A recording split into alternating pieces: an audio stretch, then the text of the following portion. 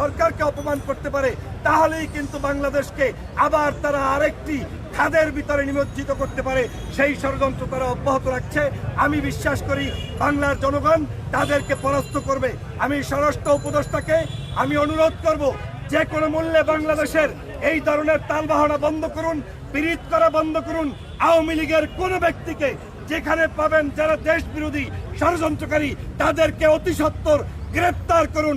আদর যত্ন করলে তাদের দ্বারা বাংলাদেশ সুরক্ষিত থাকবে না। ভারতের